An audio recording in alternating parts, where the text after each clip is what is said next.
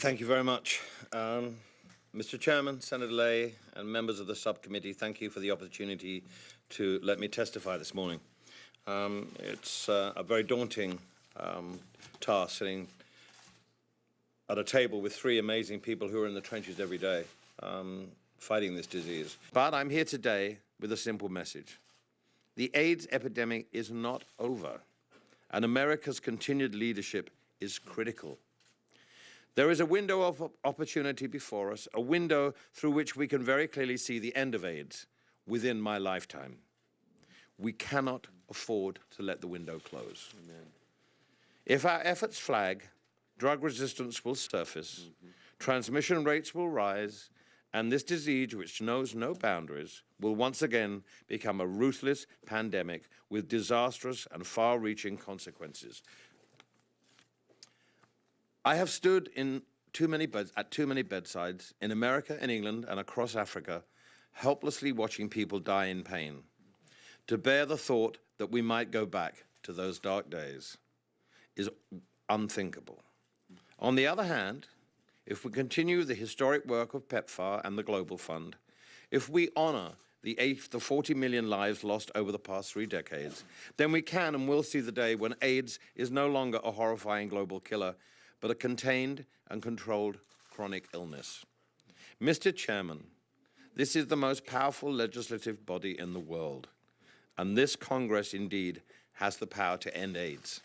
Comes before freedom of speech, before freedom of the press, before freedom. My whole thing with my organization, my foundation, is nobody should be left behind.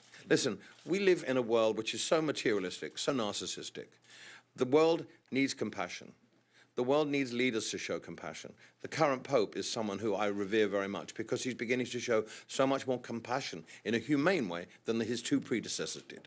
This is vital to the recovery of self-belief, self-worth in this world. If people are told they're worthless and they're unloved, then where are we as human beings?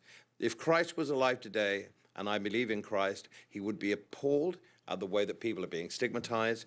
We need people to be included, to feel love, and to feel compassion. Without that ingredient in this whole mixture of medicine and everything else, then we face an ongoing battle. So I really encourage governments throughout the world who are, saying that homosexuality is a sin and everything like that. They are making their disease worse in the long consequences for that for their country. Their economy is going to suffer, and the disease will spread even further.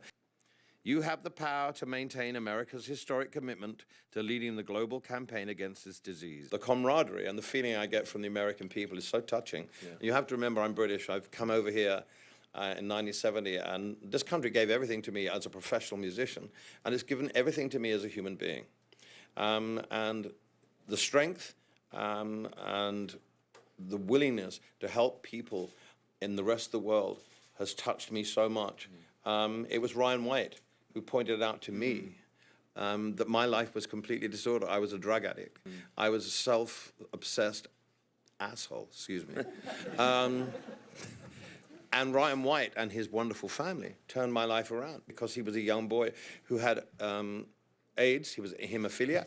He was treated very badly by people who were ignorant and knew better, and he never got angry about it, and he forgave. We have to have compassion. We have to have forgiveness. We have to have inclusion of everybody, whether it's intravenous drug users, whether it's prisoners, whether it's people who are gay, whether it's transgender people. We are all human beings. We're all children of God.